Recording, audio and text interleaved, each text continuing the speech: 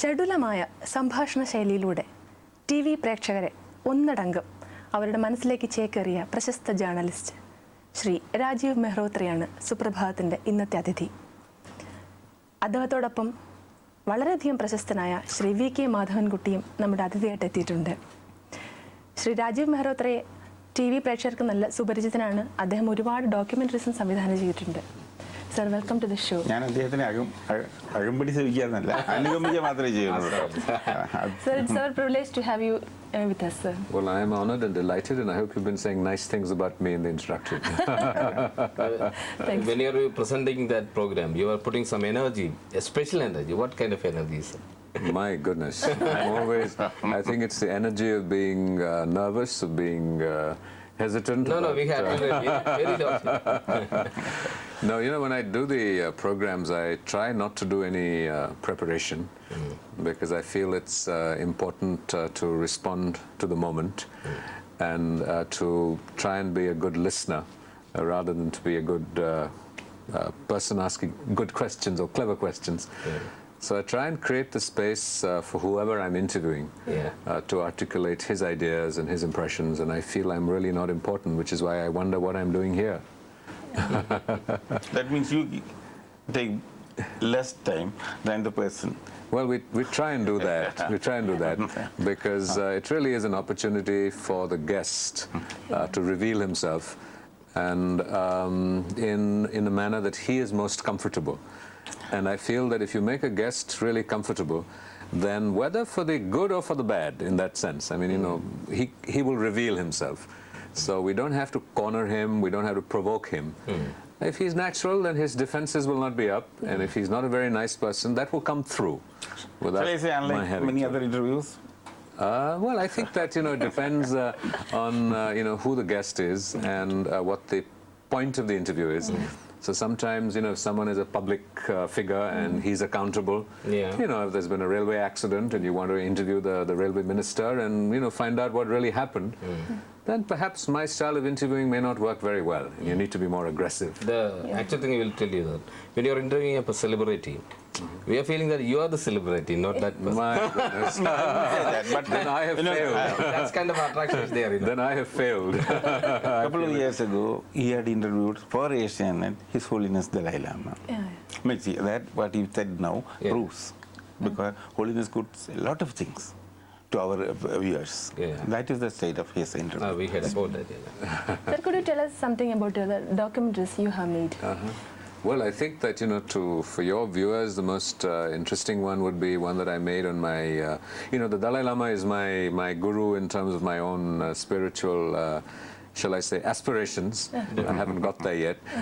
But, you know, Adur has really been my inspiration and a guru and a teacher in many ways. So I was very lucky and privileged to do a documentary on him and so spent a fair amount of time working with him.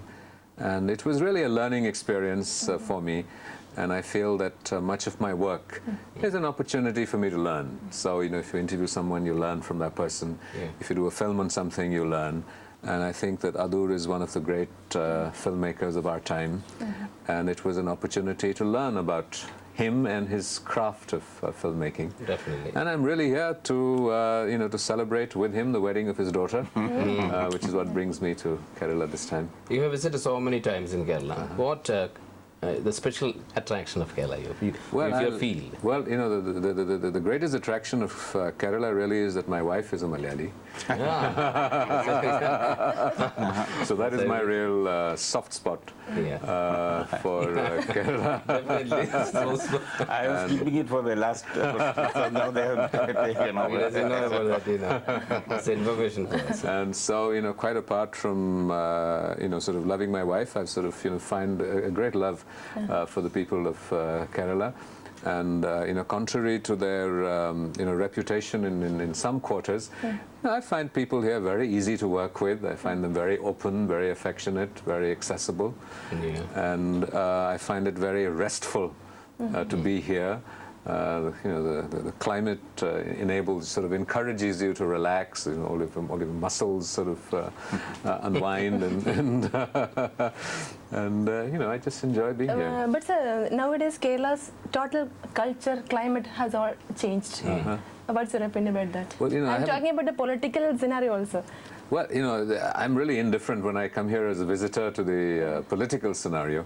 And, ultimately, as you know, you react to the people that you meet, and you react to the physical environment. Yeah. And, politics happens in the Legislative Assembly and doesn't really impact someone coming in here. What about the Malayalam films? Your Well, opinion? I have to say that, I'm a great admirer of Malayalam cinema. And, there are a number of very good filmmakers who are making a global impact here. Definitely. And I think that Malayalam cinema, and I'm not talking about the popular cinema, which has much to be desired in terms of the value system that it promotes and what have you. But I think the serious cinema has a certain intellectual rigor, which much of regional cinema doesn't have. And that is very, very exciting. That even though it is a relatively small state, the volume of serious cinema that emerges from here, the number of serious filmmakers who are making a global impact is Nowadays very it is warming. diminished. What's your analysis? Especially in some years back, John Abraham, Aravindan also here. Well, I think you have a whole new, generation of filmmakers who are emerging, and I think that despite the threat that was perceived from television, that Malayalam cinema is holding its own. And I must say, I know very little about the popular Malayalam cinema. I'm really talking about, I don't want to take names because someone will get excluded, and many of them are friends of mine. You have made a film on Adur Gavalashan. Yes, I made a film. A documentary. That's right. That's right. What made you Was that attraction? produce that? Well, what attracted me, as I said, was that I went to film school in America, and I came back in 1981, and I was very privileged to meet Adur soon after I came back. And he has been a very important inspiration, a guiding hand, a role model. And, what better opportunity and privilege than to make a film on someone who you regard pretty much as your filmmaking guru. There have been two people. Adur has been the lead guru, and then there has been, Mrinal Sen, who's also been someone whose work I have admired greatly. So it became an opportunity and an offering to my teacher. Madhavankutty sir വളരെ വർഷകാലമായിട്ട് ഡൽഹിയിലുള്ള വലിയ സൗഹൃദം പങ്കിടുന്നു. ഒരുപാട് അനുഭവങ്ങളുണ്ട്. ഞങ്ങൾ അതുകൂടെ കേൾക്കാൻ, ഞങ്ങൾ പ്രേക്ഷകർമാർ ഞങ്ങളെല്ലാം ഞാൻ കേൾക്കാനായിട്ട് അദ്ദേഹത്തിനെ വളരെ കാലമായിട്ട് അറിയും. തീർച്ചയായും. പ്രത്യേകിച്ച് അദ്ദേഹം പറഞ്ഞ മാതിരി കേരളത്തിലെ ജനങ്ങളോടുള്ള താല്പര്യം, കേരളത്തിലെ സംസ്കാരത്തിനോടുള്ള താല്പര്യം, പറഞ്ഞ മാതിരി അങ്ങനെ പല കാര്യങ്ങളിലും വളരെ താല്പര്യമുണ്ട്. ഉദാഹരണത്തിന് ഈ പറഞ്ഞ മാതിരി അടൂർ വളരെ പേരുകേട്ടതാണ്, വിശ്വപ്രശസ്തി നേടിയ സംവിധായകൻ തന്നെ.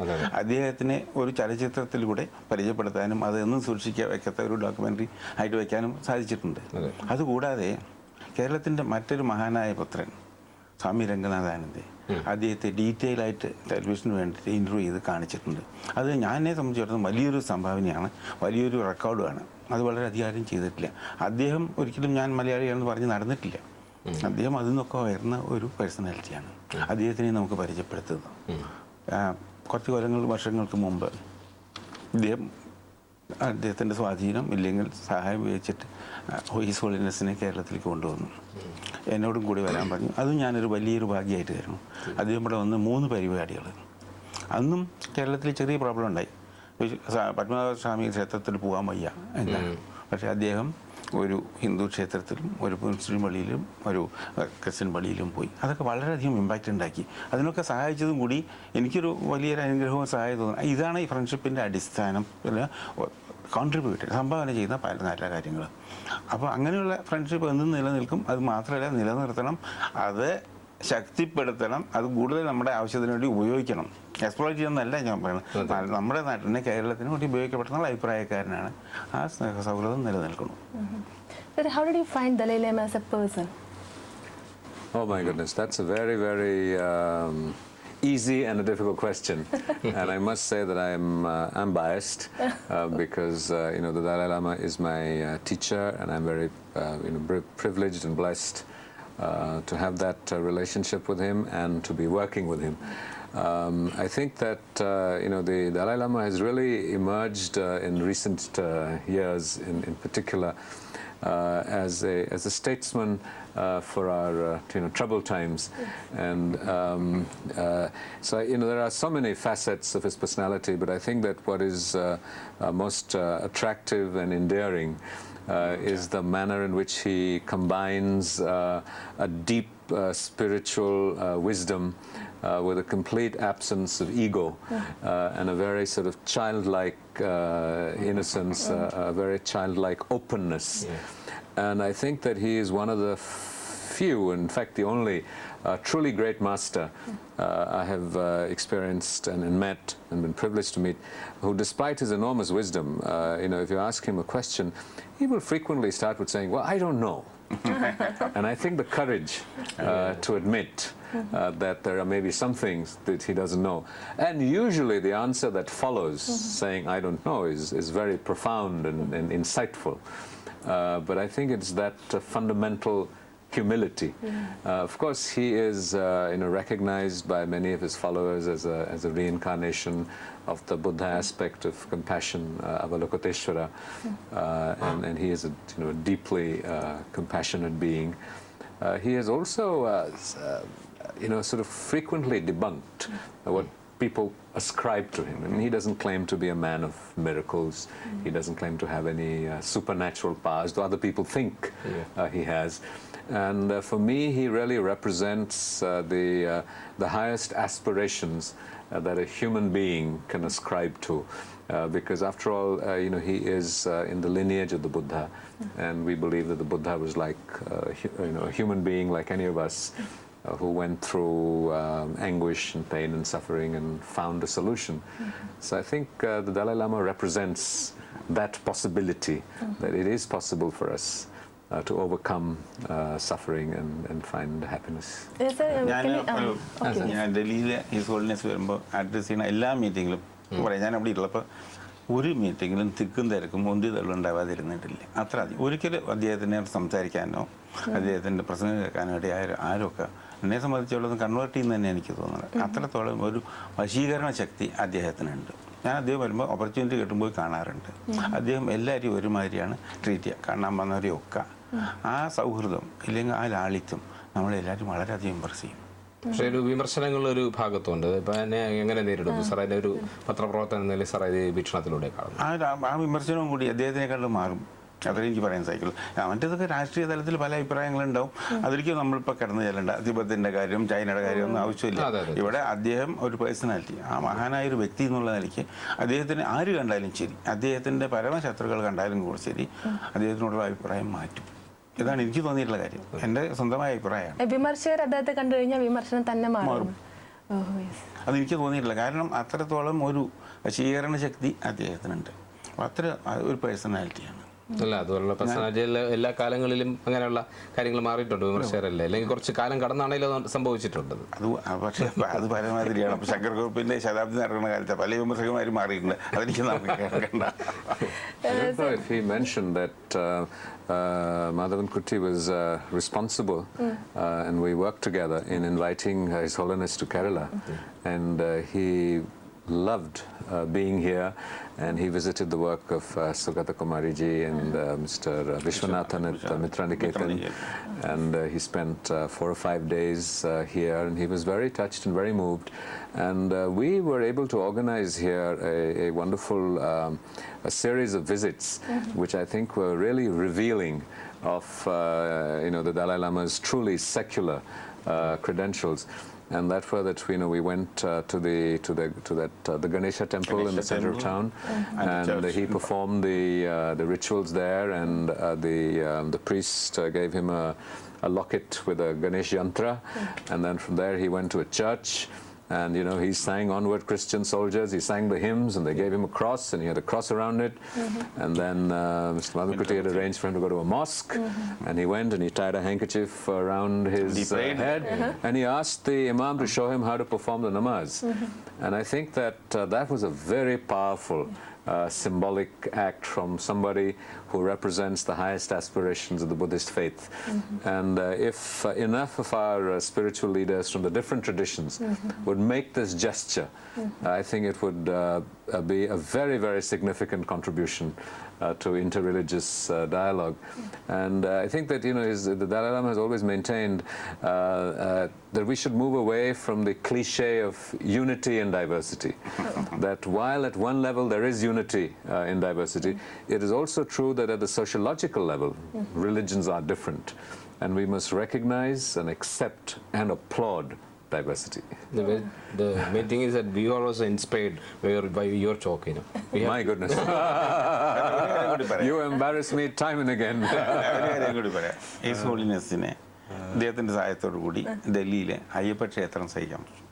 അന്ന് അവിടെ വലിയ ക്രൗഡുണ്ടായിട്ട് മാത്രമല്ല, അദ്ദേഹം അവിടെ ചെയ്ത പ്രസംഗം വളരെയധികം ഇമ്പ്രഷൻ ഉണ്ടാക്കി. ഇത്ര വലിയൊരാൾ നമ്മുടെ അമ്പലത്തിൽ വന്നുവല്ലോ, അവിടെ പ്രേ ചെയ്തു. ശരിക്കുള്ള പ്രേ കഴിഞ്ഞിട്ട് ആണ് ഞങ്ങൾ അവിടുന്ന് പോയത്. അതും രാവിലെ 7:30 മണിക്കാണ്. അമ്പലത്തിൽ നിന്ന് നിറഞ്ഞ് ആൾക്കാരുണ്ടായിരുന്നു. അപ്പോൾ അദ്ദേഹത്തിനെ കാണാൻ വേണ്ടിയിട്ട്, അത് മാത്രമല്ല എനിക്ക് അത്ഭുതം തോന്നിയത് അദ്ദേഹം ഇവിടെ വരാൻ സമ്മതിച്ചു. ഇതൊരു സെക്യുലർ ടെമ്പിളാണ്, അയ്യപ്പൻ എന്നുള്ള കൺസെപ്റ്റ് തന്നെ സെക്യുലറാണ് എന്ന് പറഞ്ഞാൽ അദ്ദേഹം അവിടെ വന്നു. അത് വലിയൊരു കാര്യമായിട്ടാണ് ഞാനിപ്പോഴും കണക്കാക്കണം. അദ്ദേഹത്തിനെ അവിടെ കൊണ്ടുപോകാൻ സാധിച്ചു എന്നുള്ളത്. Sir, what about this Foundation for Universal Responsibility? Well, this is a foundation that His Holiness the Dalai Lama set up when he got the Nobel Peace Prize, with the money from the Nobel Peace Prize. And for reasons I have yet to fathom, I have been privileged at his urging to manage the foundation. And we felt that there was a role for the Dalai Lama beyond the political agenda of Tibet, which he embodies, and that is one of the great sort of issues of the conscience of mankind in some ways, or his role as a Buddhist monk. So we felt that the Nobel Prize was given to His Holiness for all these three: the political agenda of Tibet, his work as a Buddhist monk, and as a statesman for world peace. So we have had a number of projects that we're doing, and most recently we are running a project called WISCOMP, which is Women in Security, Conflict Management and Peace, and WISCOMP also stands for Wisdom and Compassion. So we hosted a group of students from Pakistan.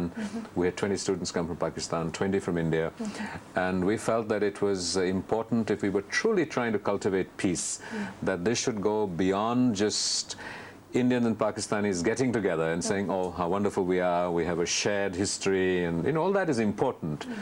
But we felt that it was important that the young people who would be the future leaders actually engaged and confronted their fears, their prejudices, their concerns about each other. So we had a professional trainer who was there and encouraged these people to articulate what their ideas were about each other, and to pursue that. Then we did a workshop. I'm just talking about what happened this month. Recently we did a meeting in Srinagar between women from both sides of the political divide, because we feel that you know, war is seen as masculine and peace is seen as feminine, and yet women tend to be excluded from the processes of peacemaking. And so we had you know, women who were Kashmiri Pandits, women who were from the militant groups come together and again go through this process of discussion and articulation, where you find that the pain of a woman who loses a husband or a son is the same whether you are from which side of the divide. So we're looking at projects, and I know time is running out. I've seen a signal. We're looking at the synthesis. I have one more question before we wind up. Public service broadcasting trust, which you have said you are an adorer and associate. Could you tell me? 1 minute, sir. We'll discuss that matter after a short break. We have a program on Thekadi.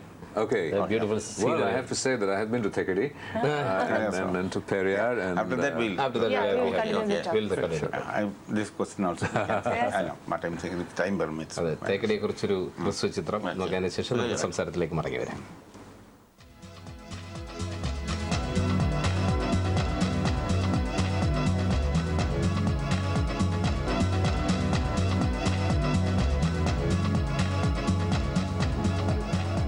ചേട്ടാ നമ്മളിപ്പോൾ പോകുന്ന വഴിക്ക് ഏതൊക്കെ മൃഗങ്ങളെ കാണാൻ പറ്റും?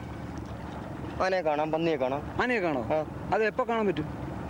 ഇപ്പോഴും ഇവിടെയൊക്കെ തന്നെ ഉണ്ടാകാം. നമ്മൾ കണ്ടെന്ന് കാണുന്നില്ലെങ്കിൽ കാട്ടിനുള്ളിൽ കയറി എന്നാൽ നമുക്ക് കാണാൻ സാധിക്കുന്നില്ല. അത് ശരി. ഈ പോകുന്ന വഴിക്ക് കാണാൻ പറ്റും. നമ്മൾ ചെന്ന് ഇറങ്ങുന്നിടത്ത് അവിടെ എപ്പോഴും കാണുന്ന ഒരു സ്ഥലമാണ്. നമ്മൾ ഇറങ്ങുന്നിടത്ത്. അതെ. അപ്പോൾ അവിടെ ചെല്ലുമ്പോൾ ആനയെങ്ങാനും ഉണ്ടല്ലോ? ഉണ്ടെങ്കിൽ ഇറങ്ങിയില്ല. ഇറങ്ങിയില്ലാതിരിക്കണം. വിജയൻ ചേട്ടൻ ആനയെ പേടിയുണ്ടോ? പേടിയുണ്ട്. ഉണ്ടോ? ഉണ്ട്. ഇത്ര നാളും കാട്ടിലൊക്കെ താമസിച്ചിട്ട് ആനയെ പേടിയാന്ന് പറഞ്ഞു. അത് കൊള്ളാം. എനിക്ക് പല അനുഭവങ്ങൾ ഉണ്ടായിട്ടുണ്ട്, അതുകൊണ്ടാണ്.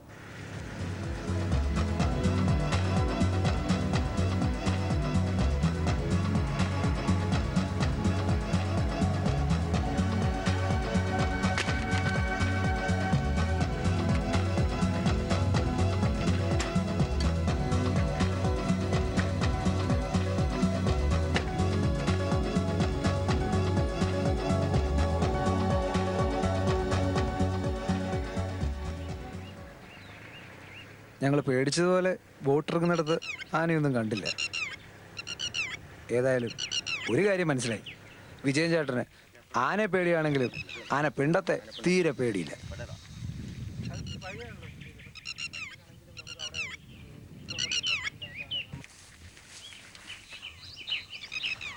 അതാണ് നമ്മൾ താമസിക്കാൻ പോകുന്ന സ്ഥലം.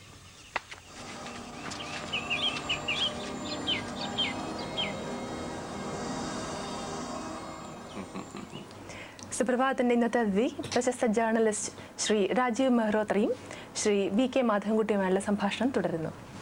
Sir, do you propose to make any film concerning Kerala in the near future? Well, nothing in the near future, but I was just looking at this, the short that you had on Thekadi, and I did a film once on the wildlife sanctuaries of India, and I recognized with great sort of affection and a very vivid memory of how wonderful the experience of being in that Periyar Sanctuary lake was.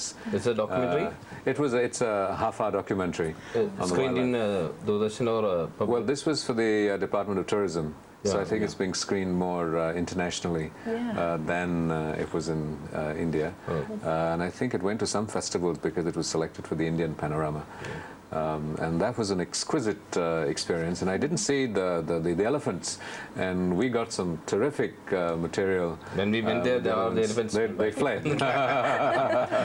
Before the time runs out, I would like to say something about the Public Service Broadcasting Trust, which you and Adur are involved. Well, Adur is really, again, the inspiration, and he's the chairperson.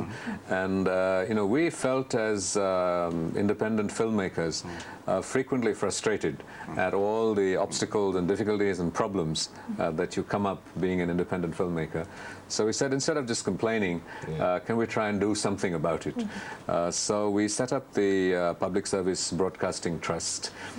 It's a not-for-profit initiative, and Adur is the chairperson. And our other members include my other guru, Mr. Mrinal Sen, Shyam Benegal is on it, and Kiran Karnik, who was formerly with the Discovery Channel, and Sharmila Tagore and Aruna Vasudev, and I'm privileged to sort of serve this body as the managing trustee. And we are really looking to try and impact the contours of public service broadcasting in India, and to see if it isn't possible to create a private space for public broadcasting.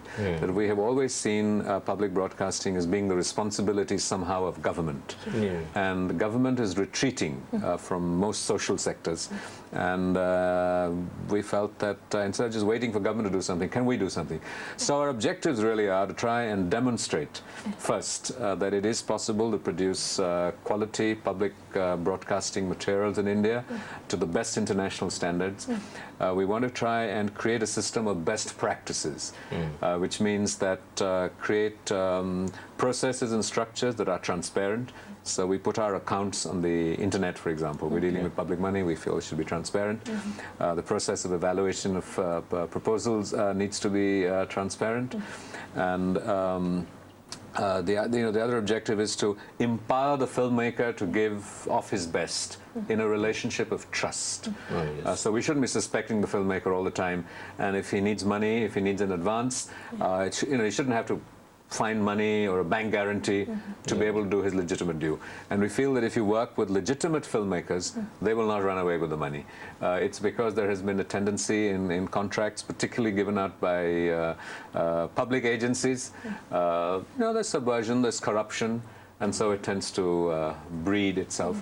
And our long-term dream is to have our own channel, our own public service broadcasting channel, which is funded both by private sources and the state.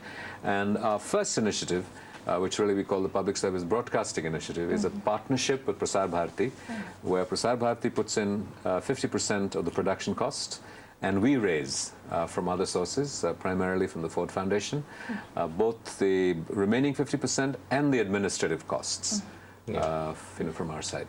Sir, one question. As a senior journalist, what will be your opinion about the Indian media?